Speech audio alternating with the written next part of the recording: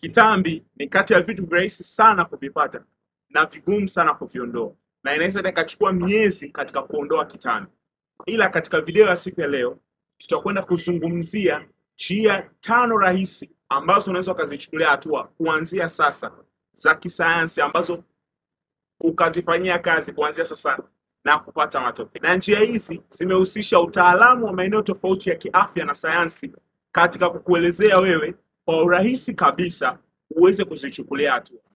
Na kabla hatujaelewa njia ya kwanza katika kupunguza uzito, nadhani watu wengi tunajiuliza kwamba ni kwa nini ni vigumu kuondoa mafuta ambayo yapo katika maeneo haya na kutengeneza kitambi, maeneo yote ya kuzunguka tumbo. Ni kwa nini huwa ni vigumu?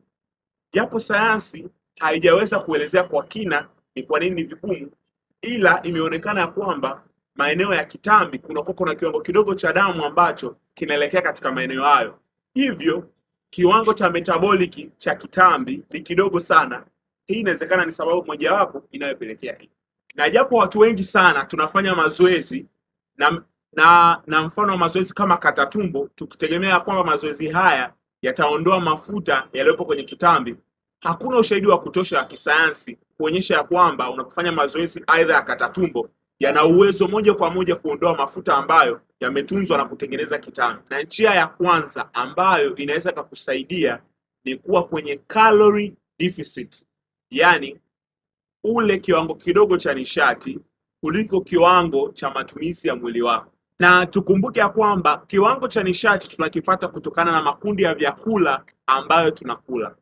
Hivyo ili kupata kiwango kidogo cha nishati ndani ya mwili, uzingatie makundi ya vyakula ambayo unakula ndani ya siku yasizidi nishati ambayo mwili wako unatumia. Muda ambao utakuwa kwenye calorie deficit utatokana na kiwango cha mafuta ambayo tayari umeshahifadhi mwilini. Na ili kuweza kupangilia makundi haya ya chakula ili yaweze kupa nishati ndogo kuliko nishati ambayo mwili wako inatumia, ndio maana tunaingia kwenye njia ya pili. Na njia ya pili inahusisha namna ya kupangilia makundi ya vyakula ili yaweze kupa nishati ndogo kuliko ambayo mwili wako unatumia, au kalori ndogo kuliko kalori ambazo mwili wako unatumia ndani ya siku. Na njia hii imeweza kutumika zaidi ya miaka 30 kuleta matokeo kwa watu tofauti. Hivyo na wewe inaweza kukuletea matokeo makubwa sana kwenye safari yako. Na njia hii kwanza inahusisha kujua kiwango gani cha calories ambacho ndani ya siku moja unakula. Yaani nishati kiwango gani ndani ya siku unakula. Halafu cha pili, inapaswa ujue ni calories kwa kiwango gani ambacho unahitaji ule ili upunguze kitambi au mafuta ndani ya mwili. Na ukishajua kiwango cha calories ambacho unapaswa kula ili kupunguza uzito ndani ya siku, unapaswa kufikia hicho kiwango haraka iwezekanavyo ili uweze kuona matokeo katika safari yako ya kupunguza mafuta. Na katika swala zima la kupangilia vyakula, kumbuka kila mtu anavyo vyakula tayari ambavyo anavijua, anavifahamu. Na hivyo vyakula, tuseme ni vyakula 20 ambavyo wewe unavipenda. Katika vyakula hivyo tunavigawanya katika makundi ya vyakula tofauti. Na makundi haya tofauti ambayo ni mafuta, tuseme ni mboga za majani, ni wanga, ni protini. Kwa hiyo unachagua katika makundi hayo, unachagua vyakula ambavyo tayari unavipenda na umezoea kuvitumia.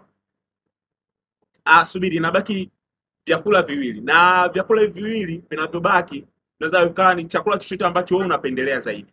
Inaweza ikawa ni whether ni biskuti, whether ni kitu ambacho hakikisha unakipenda, whether ni ice cream, whether ni soda, maybe let's say soda na ice cream. Hivi ni vyakula viwili vya mwisho. Tayari hapa unapata mpangilio wa chakula ambacho wewe tayari unapenda na unaweza ukaendana nao. Na ni muhimu kuwa ni vyakula ambavyo umevizoea na unavipenda ili uweze kuendana navyo katika mpango wako. Na ndio maana katika mpango wa kupunguza uzito au program huwa tunawasaidia watu katika swala zima la kuchagua. Ni makundi gani ya vyakula, au tunawapa miongozo ya vyakula kuwasaidia kwenye safari yao. Pia tunawasaidia katika kujua ni kalori kiasi gani wanapaswa kukaa ili kuona matokeo kwa haraka zaidi ndani ya siku 10 hadi 20. Katika siku hizi mtu anaweza akaona matokeo yake. Na kuna kundi moja la chakula ambalo unapaswa ulizingatie sana katika safari yako kupunguza mafuta au uzito au kupunguza kitambi. ni kundi la protini. Kundi la protini ni kundi muhimu sana katika safari yako ya kupunguza mafuta, kwa sababu kundi hili kwanza linakusaidia katika kujenga misuli. Unapojenga misuli ndani ya mwili, misuli ina tabia ya kuchoma mafuta zaidi, hivyo kukurahisishia wewe kupunguza mafuta zaidi, na hata pale ambapo ukishapunguza uzito ule usirudi. Pili, kundi la chakula la protini, 30% ya nishati ambayo imetokana na protini inatumika kumeng'enya iko chakula. Kwa hiyo 30% ya kalori ya protini inatumika kumeng'enya chakula peke yake. Kwa hiyo unakosha punguza 30% nzima ya nishati inatokana na chakula cha protini.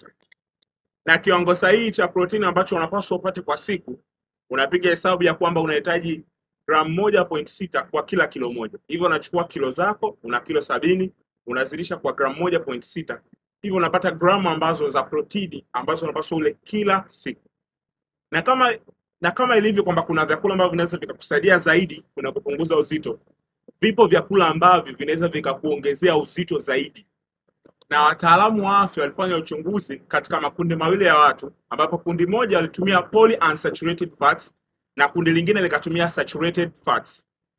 Na walipoendelea kutumia vyakula hivi, baada ya muda wakagundua ya kwamba waliotumia kundi la saturated fats ilikuwa ni rahisi kwao kutengeneza vitamini, na baya zaidi wakawa na uwezo wa kutengeneza visceral fat, yaani ni aina ya pili ya kitambi ambacho mafuta yanatunzwa pamoja na viungo.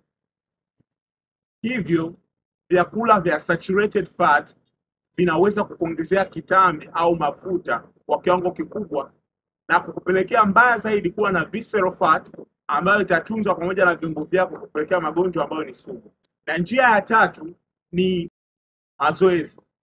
Mazoezi ni njia pekee ambayo itakusaidia sio tu upunguze mafuta ndani ya mwili, bali uhakikishe uzito wako haurudi tena. Na watu wengi tunaposikia neno mazoezi huwa tunafanya makosa ya kufikiria kwamba mazoezi ni mazoezi ya cardio, mazoezi yanayotumia nguvu kama kukimbia na mazoezi ya aina hiyo, huku tukiacha siri inayojificha kwenye mazoezi yanayoitwa strength training. Na mazoezi ya strength training yameonyesha kwamba yanaweza kukuletea matokeo makubwa sana kwenye safari yako ya kupunguza mafuta au kupunguza kitambi. Strength training ni mazoezi ambayo yanahusisha kuendelea kuongeza nguvu ambayo unatumia kwenye hayo mazoezi, au namaanisha kuendelea kuongeza mzigo au progressive load. Mfano, kupanda ngazi, na baada ya muda, badala ya kupanda ngazi peke yake, unaweza ukapanda ngazi huku ukiwa umeongeza mzigo wa kitu fulani. Hiyo ndo maana ya strength training. Kwa baada ya muda unaendelea kuongeza ile hali ya ufanyaji wa nguvu wa mazoezi. Na mazoezi haya yana matokeo makubwa kwa sababu mazoezi haya moja kwa moja yamelenga kwenda kukujengea misuli ndani ya mwili. Njia ya kushinda njaa inauweka mwili katika starvation mode.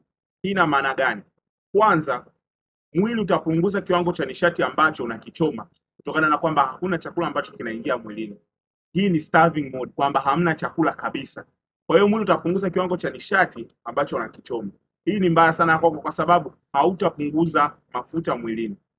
Kutokana na starvation mode, inaupa mwili hali ya kula zaidi au kuwa na hali ya njaa kali zaidi. Hii itakupelekea kula zaidi na matokeo yake kuongezeka uzito mkubwa zaidi kuliko hata ule wa mwanzo. Na ndio maana njia ya kushinda njaa sio sahihi kabisa kama njia ya kupunguza uzito. Uhalisia ni kwamba hauhitaji mazoezi ya cardio, na mazoezi haya ni yale ambayo yana mfano kukimbia. Kumbuka, unapopunguza matumizi yako ya nishati inayotokana na chakula, sawa, baada ya muda mwili utaendana na matumizi hayo. Baada ya muda mwili una tabia hiyo. Sasa inapofikia hiyo hali na bado na lengo la kupunguza uzito, tunataka tuongeze kiwango chetu cha nishati ambacho mwili unatumia. Na hapa tunaongelea katika na mwili unapunguza matumizi yake ya nishati kwenye vitu kama kutembea au kazi ambazo zinahusisha nje ya kufanya mazoezi, kufanya usafi na vitu kama hivyo. Sasa ili kuongeza matumizi ya nishati ya mwili, unahitaji mazoezi ya cardio kukusaidia kwenye hilo. Na pia kumbuka, unaweza jijengea tabia ambazo nje ya kufanya mazoezi, yani nje ya ule muda ambao umejitengea, mimi nataka nifanye mazoezi kuanzia nusu saa hadi lisali moja. Unaweza kujijengea tabia ambazo zinaweza zikawa ni ndogo ila zina matokeo makubwa Hapa pako ni swala la mazoezi, na hii inahusisha kutembea, kwamba badala ya kuenda na dada hadi mwisho wa kituo, unaweza ukasema ngoja nishike kituo kimoja nyuma au vituo viwili nyuma, tembee nifike hadi nyumbani, na vitu vya aina hiyo, vitu ambavyo vinaushughulisha mwili zaidi nje ya mazoezi. Kumbuka hata hivyo navyo vinahesabu na vinaongeza matumizi ya nishati ya mwili na kukusaidia wewe kwenye kupunguza uzito. Hivyo sio lazima mpaka kabisa utenge hii ni nusu saa au ni saa zima la mimi kufanya mazoezi kabisa moja kwa moja. Na kitu ambacho kinasahaulika zaidi katika safari yako ya kupunguza uzito, ambacho kilifanyiwa uchunguzi na wataalamu kubaini uhusiano kati ya usingizi na safari yako wewe ya kupunguza uzito au mafuta, ambapo walichukua makundi mawili ya watu, na kundi la kwanza lilipata nafasi ya kulala masaa 4 tu, wao walizoea walale masaa 4 tu, na kundi la pili likalala masaa 8 kila siku. Na baada ya muda ikaonekana kwamba kundi la watu wanaolala masaa 4 walikula zaidi kalori 300 ndani ya siku moja kuliko hili kundi ambalo lenyewe linapata muda wa kutosha wa usingizi. Na hii ilipelekea wao kuongezeka uzito zaidi kuliko kundi ambalo linapata nafasi ya kulala muda mzuri. Hivyo kuna uhusiano kati ya kupata muda sahihi wa kupumzika au kulala na kupunguza uzito. Pia tunaweza akajiuliza, sawa, ninaweza nikawa sipati muda wa kutosha kulala, lakini ninakula kidogo au nishati yangu ni kidogo ambayo inaingia mwilini. Pia wataalamu walifanya uchunguzi juu ya hili, na walipofanya uchunguzi wakaona hata unapokuwa katika nishati ndogo, bado usingizi unaweza kukuharibia wewe safari yako ya kupunguza mafuta.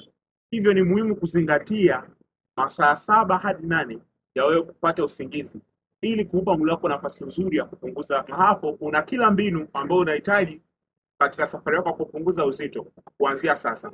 Ila unapokosa hii mbinu moja tena, unaharibu kila kitu katika safari yako ya kupunguza uzito. Kumbuka ya kwamba watu wengi sana tunaanza kwa nguvu kubwa katika safari yetu ya kupungua uzito.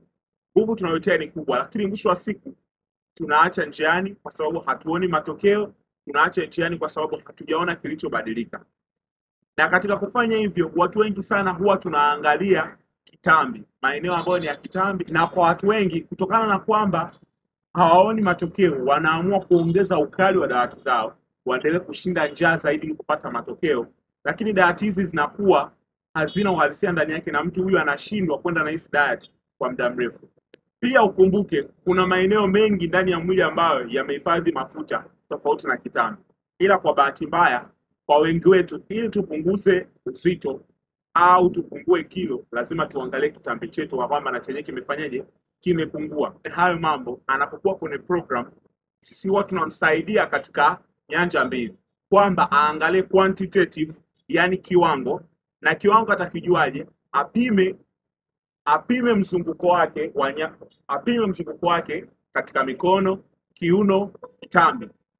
Hii mizunguko itatuambia ni kwa kiwango gani anaendelea kupungua, na sio tu kwa kuangalia kitambi. Pia tutamwambia angalia nyanja ya pili ya qualitative. Hii itahusisha aangalie ubora, yani nguo ambazo mwanzo zilikuwa zinamtosha sasa hivi hazimtoshi au zinampwaya. Kwa hiyo aangalie nguo zake, pia aseme hali yake ya sasa ipoje, anajihisije baada ya kupungua, baada ya kwenda na program na vitu kama hivyo katika kuangalia. Kumbuka safari ya kupunguza uzito haihusiani tu na kupunguza kitambi peke yake, bali ni badiliko la moja kwa moja la tabia, lifestyle change ya tabia zako, ni badiliko la moja kwa moja la mwili wako.